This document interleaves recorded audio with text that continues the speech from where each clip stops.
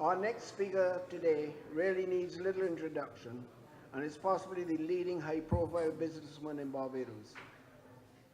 Ralph Bizzy Williams is a 76-year-old electrical engineer who is the founder and chairman of Williams Industries Incorporated, a conglomerate he founded 47 years ago.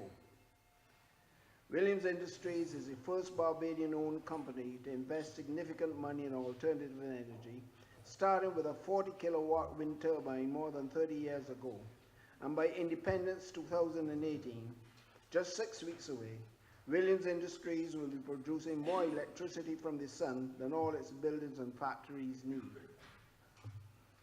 Bizzy, as he's affectionately called, has been recognized locally, regionally, and internationally for outstanding services and success, and has been the recipient of many awards, including the Gold Crown of Merit of Barbados, the Ernst & Young Caribbean Entrepreneur of the Year, and the World Entrepreneur of the Year in multiple enterprise creations. Bizzy prides himself as having developed a strong business model that has lent itself to the development of an enterprise that strives to share the benefits with all those who have worked hard to make it successful. I have great pleasure in asking Bizzy to address you.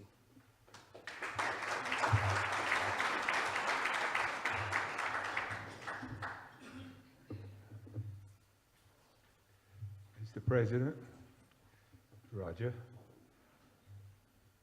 I recognize you, and I've learned a lot of lessons from you today, Roger. Ladies and gentlemen, I beg George not to carry on with all that foolishness, to just introduce me as Bizzy Williams, and he insisted on doing his thing. Anyhow, I apologize for having to leave the room to go to the bathroom when you were speaking. It's because I get nervous and when I get cold, and I was really cold, I have to do those things. And these things happen, like for example, sometimes when I'm in a difficult position in a boat race or something, and you need to be right on the ball. And I have to ask my wife to take the wheel because I have to go to the bathroom. I get thoroughly cursed. So I'm sorry, Roger, but these are things that come with the territory. Now, I was very pleased to hear the minister state the objectives of the government and also how much they're going to lose in tax on fossil fuel, because it's very easy to recover that $40 million or so that they're going to lose in fossil fuel tax by simply putting a tax of 4 cents per kilowatt hour on electricity used. That will do two things. People will argue that it will make industry more expensive, but it will also cause people to invest in ways to save energy rather than generating more energy from things. Because saving energy is the cheapest alternative to reducing the foreign exchange outflow, right? So 4 cents per kilowatt hour, and they got back the $40 million, bam, so. I don't normally read speeches, but I've been warned by my wife this morning that you'd better go down there and read whatever you're going to say, otherwise you can get to you're not going to be able to get your points over. So I'd like to just read it and acknowledge that this speech has inputs from 3 of our more experienced people, namely David Staples, Bob Worm, ex-Light and Power, and Barry O'Brien, who had their say on what I should say. So forgive me if there's something in here that you disagree with strongly. you could blame them and not me. So, creating a 100% renewable energy, RE-driven economy in Barbados is not a technical issue and likely not a financial one either. All necessary technology is commercially proven and can be worked in Barbados immediately.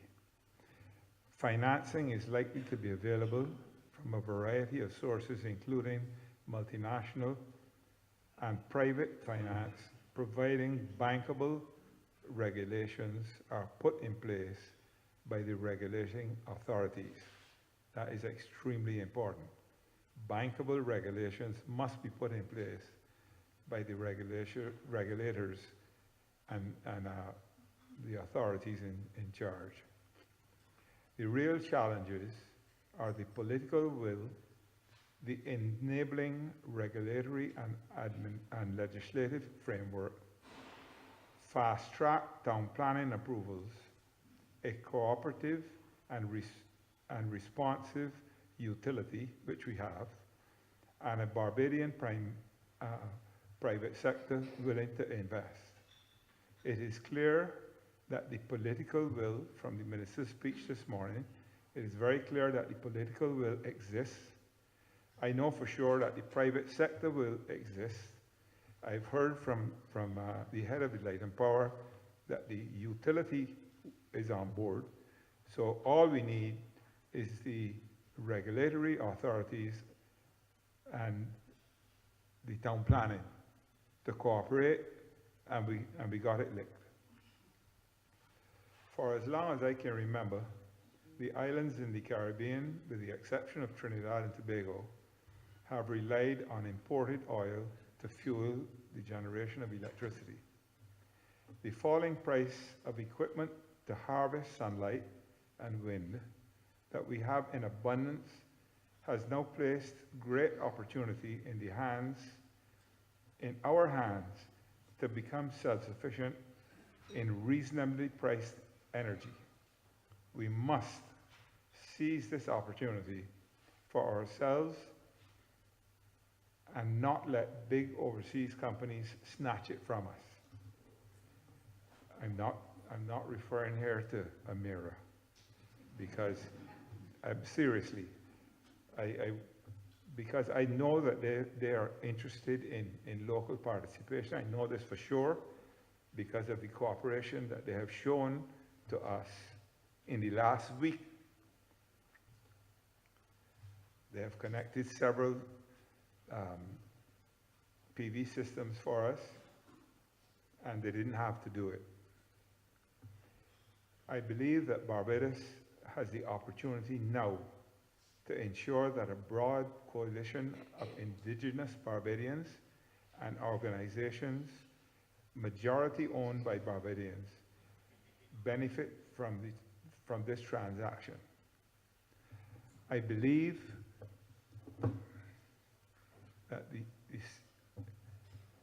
that the sun that shines and the wind that blows across Barbados are together the property of the citizens of Barbados.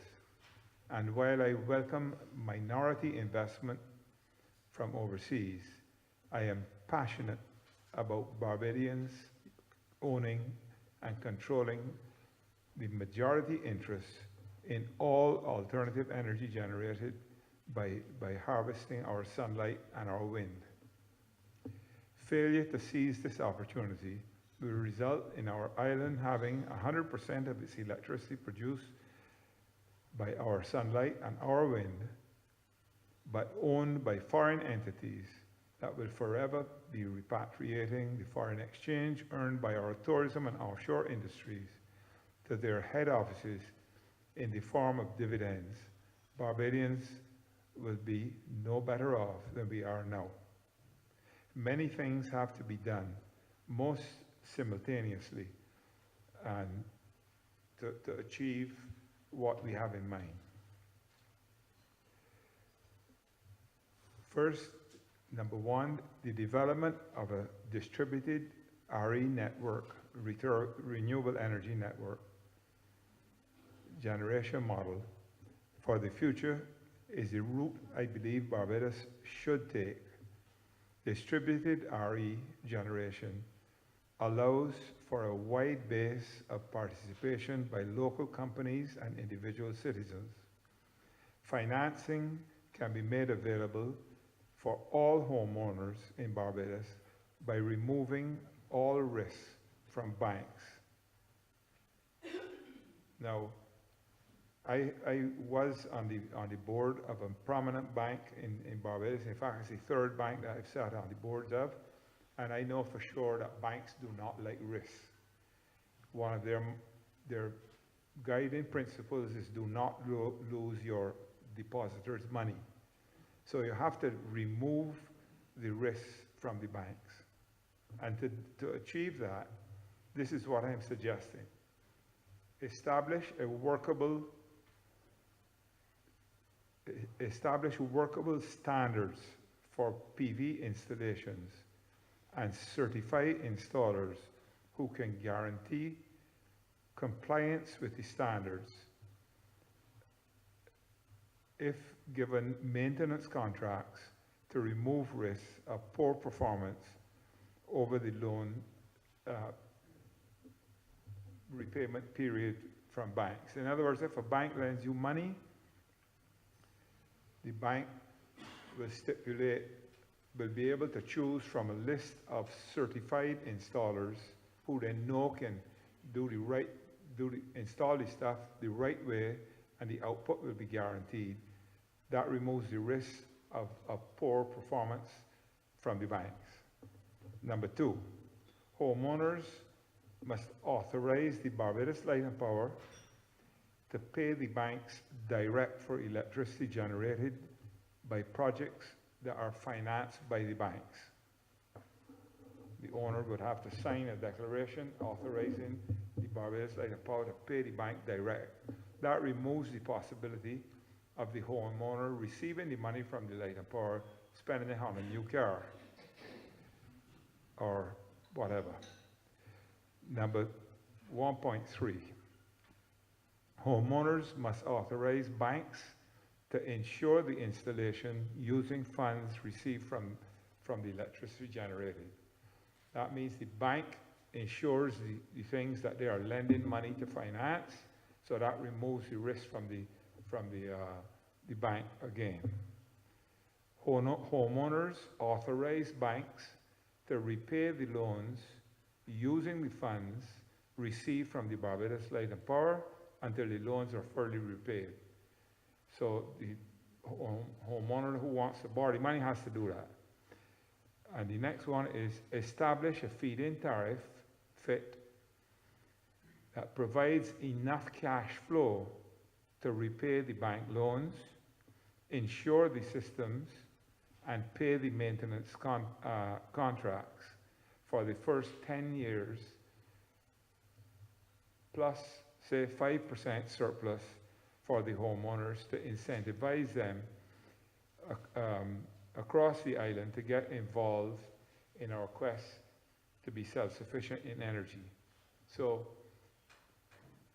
if the rate is enough for the bank to be able to pay the Light and Power's cash to be able to pay off the loan within 10 years, to pay the insurance and the maintenance costs, to ensure that if something happens and the hurricane blows away the panels, the bank gets paid, and the maintenance is done to ensure that the system produces the amount of electricity that is needed to pay off the bank. That completely removes any risk from the bank, and a little extra cash, 5% on top of that, would be available for the homeowner, who after about 7 years will then be able to get his electricity free for the rest of the 25 years. And I say that if we imagine, say these things are put in place, 40,000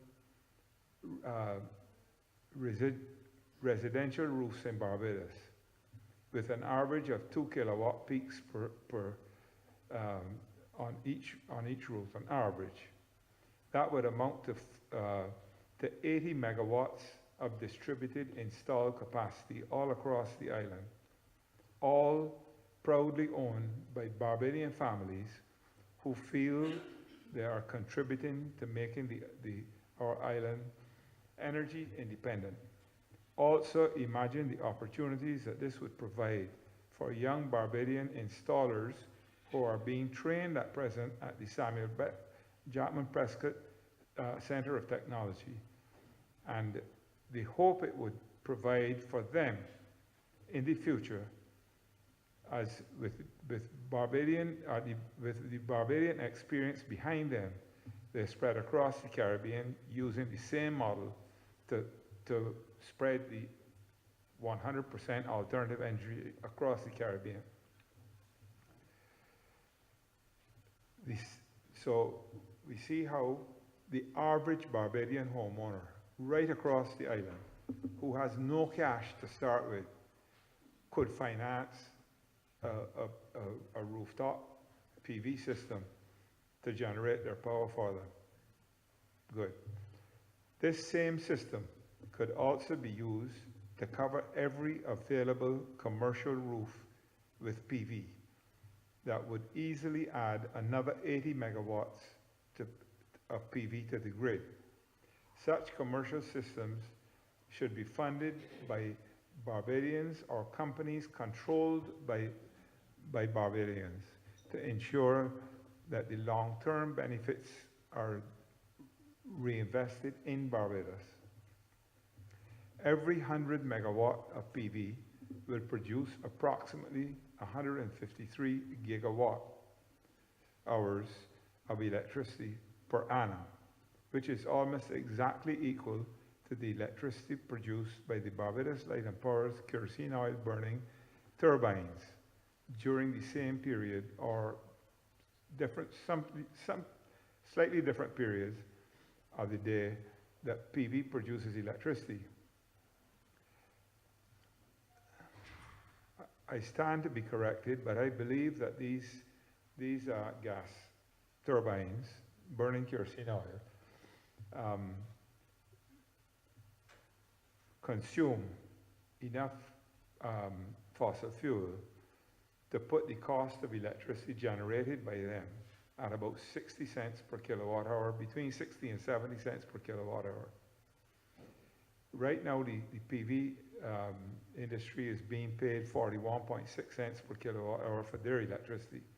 So we are generating electricity, selling it to the grid at 41.6 cents to replace electricity that's costing the utility, I believe, 60 cents or thereabouts to produce. It seems to me like this is a system that could allow us poor fellas to get a little bit more for our electricity, like about 50 cents.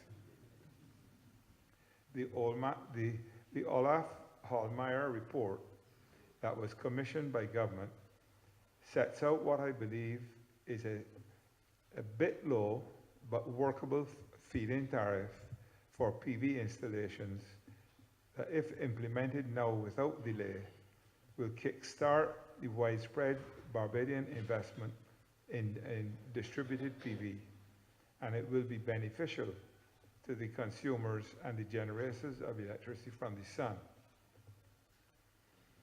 Turning now to wind. The work that was done by Dr. Tom Rogers, while head of the faculty at the University of the West Indies, clearly shows where, with some modification to the existing distance to any boundary around the wind turbine, 2 megawatt wind turbines, similar to the ones that the Barbados Light and Power has permission to erect in the north of the island, can be installed in Barbados. These turbines are capable of generating up to 1.5 times the amount of electricity the Barbados Light and Power currently generates per annum. This means that we can standardize on the type of 2 megawatt turbines that are installed by private investors and the Barbados Light and Power, and we can involve the farmers and communities where the wind turbines are installed, so everyone gets some of the benefit of having them. This has worked very successfully in Germany for sure, and in other countries overseas. So what I'm saying is that if a turbine is installed near to your home, you get a piece of the profit that it's made without having to invest any money in it. Or you could invest in also and get a bigger share. So to answer the question, can Barbados produce 100% of its energy from renewable sources by 2030? It is my view that we definitely can achieve this, but we cannot do it at the current price that we are being paid for alternative electricity, nor can we achieve it with the current time it takes to get things approved in Barbados.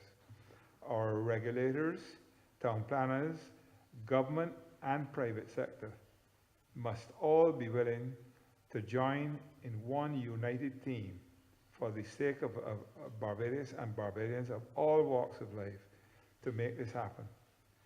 The rigid mimicking of regulations from other countries that have vast areas of open land will have to stop, and common sense will have to prevail on all sides.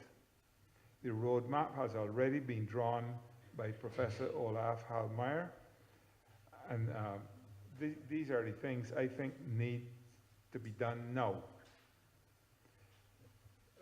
Stop further discussion after discussion after discussion about alternative energy options, like the disastrous suggestion to use auctions to award blocks of RE to investors. Big overseas companies looking for tax breaks will swarm in and disenfranchise us Barbadians in our own country if that is done.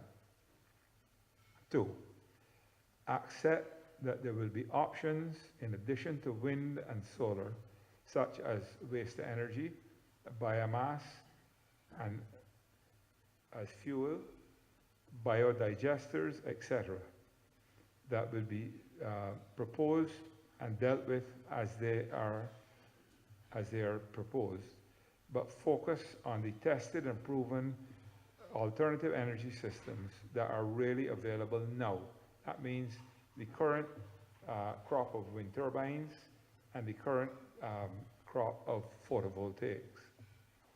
Bring certainty to the rate that will be paid to investors for alternative energy electricity, and set fixed times for which each installation will be paid that rate. This will be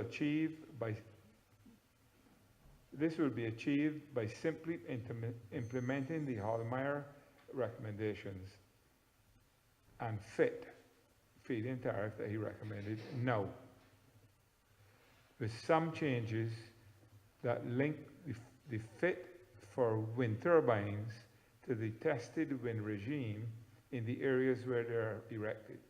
Now, the Barbados Light and Power has permission to erect wind turbines in the windiest area in the island. So they should get a little bit less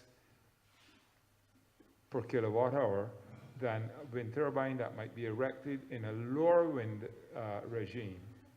Now, I'm not trying to do any light and power because they're up there, but in other words, if we want these wind turbines, we need them. So there are areas in the island where you wouldn't have the wind regime that you have in Lamberts. So the people who erect them in those areas will get a little bit more for the per kilowatt hour for the electricity. Number 4, reduce the distance from the base of the wind turbines to the nearest home or boundary to 250 meters instead of the 350 that exists at present. I spoke to the minister before he left and suggested that we could put a wind turbine at each power station, and also a photovoltaic, not power station, water pumping station. And each one could also have their own photovoltaic array.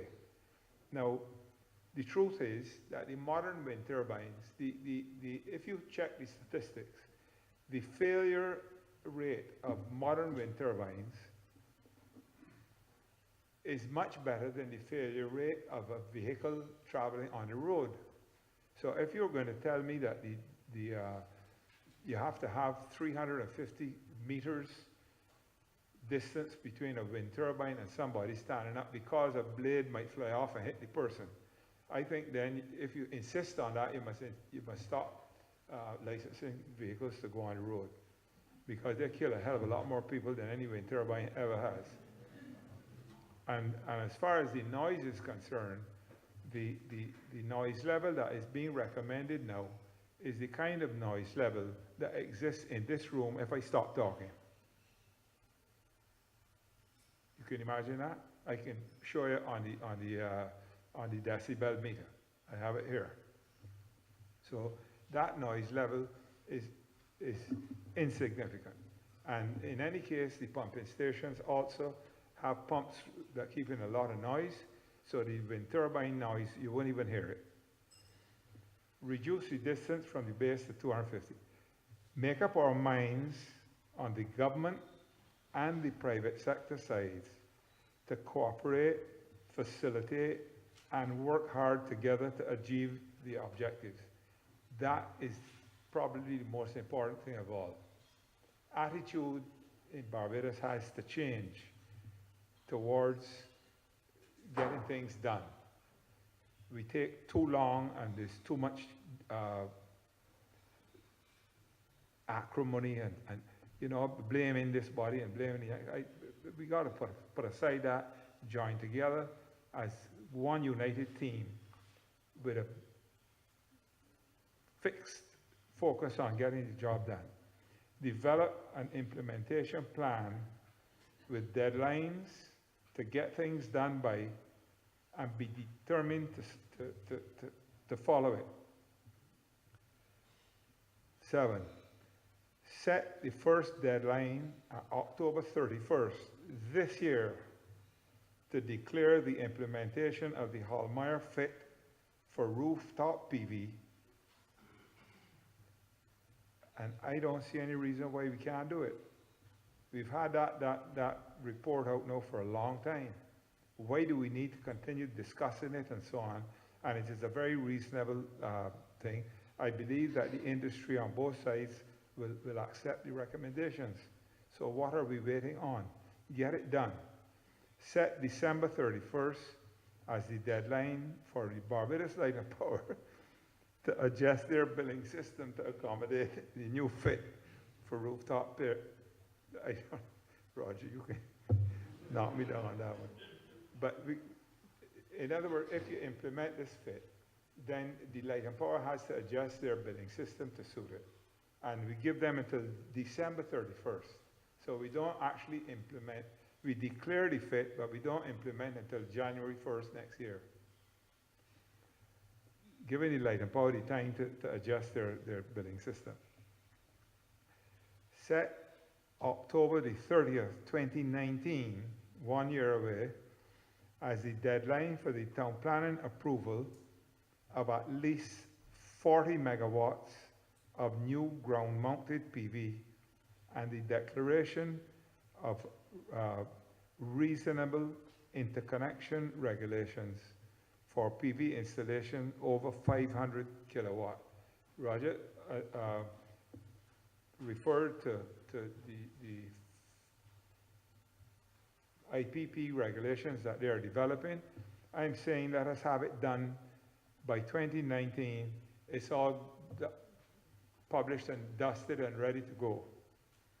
And also that we have town planning approval for at least 40 megawatts of ground-mounted solar.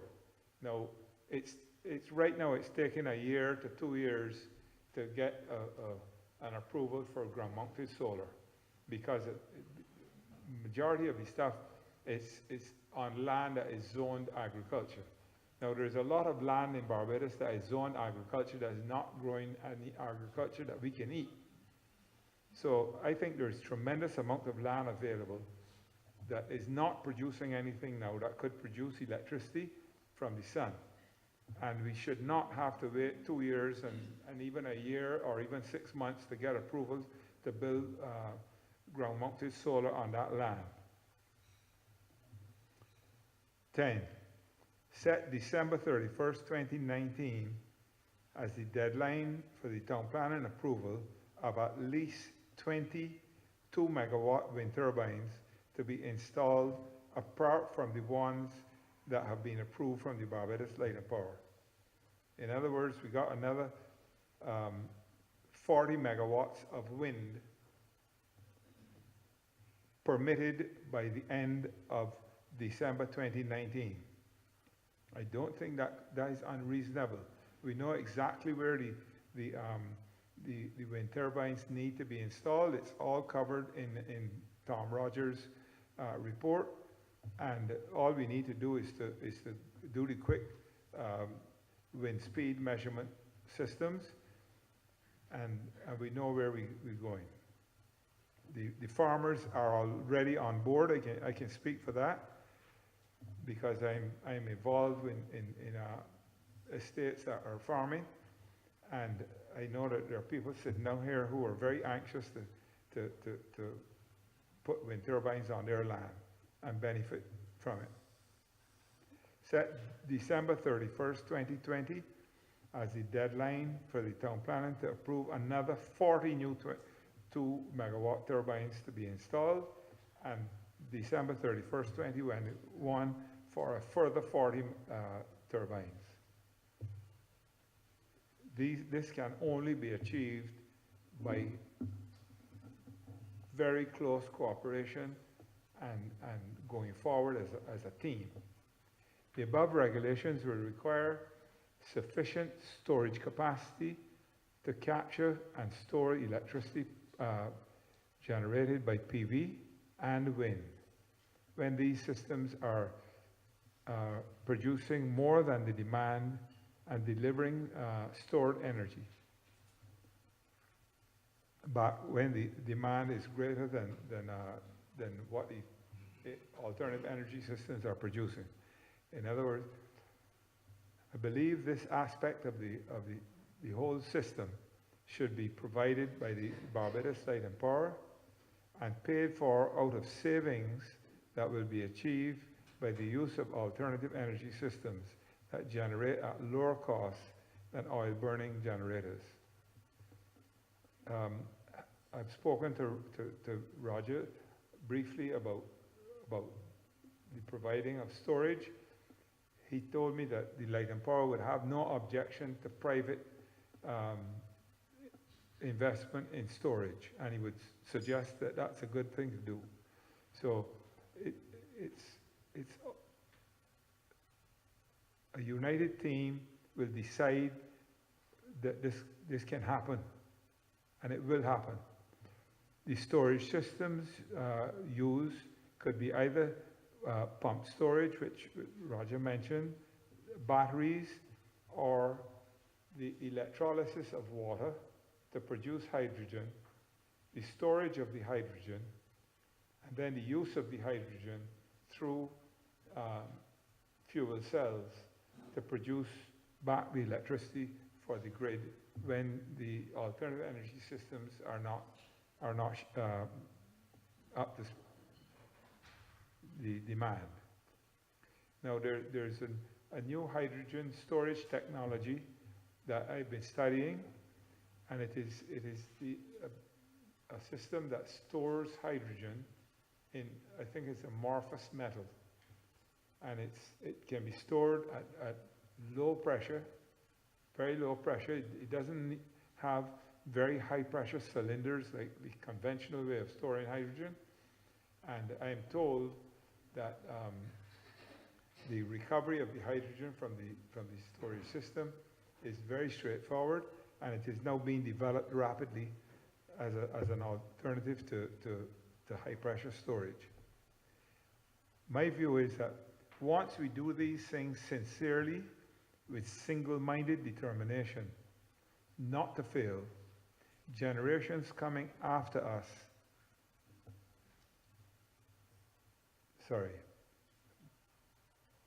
determination not to fail generations coming after us, we will achieve our 100% objective by 2030. If, on the other hand, we fool ourselves that we can achieve this target while carrying on like we have become accustomed to over the past 20 years, we won't stand a snowball chance in hell of achieving the results of enfranchising Barbadians across the island, nor will we have a hope of building an exportable Barbadian skill-based industry. We have to act now with expediency as a united Barbadian team consisting of government, regulators, town planners, utility, the engineering fraternity, and the private sector, which includes all Barbadians. With single-minded determination, we have to move forward to remove obstacles, remove more obstacles. Common sense and reason must prevail. We got to focus on getting on with the job. I repeat, getting on with the job and getting on with the job, not pontificating and talking about it. I think I speak from experience that once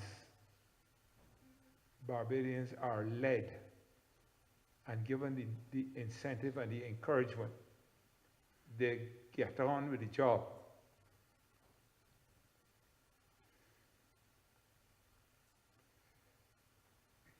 I have seen it.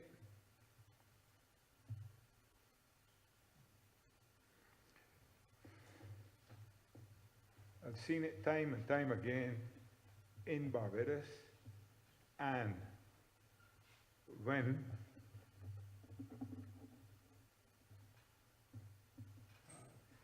I've had the good fortune to lead Barbadian teams overseas, I know it can be done, and it must be done if we are to achieve this objective. I am 100% in support of the Minister and the present government and the utility and every Barbadian to make this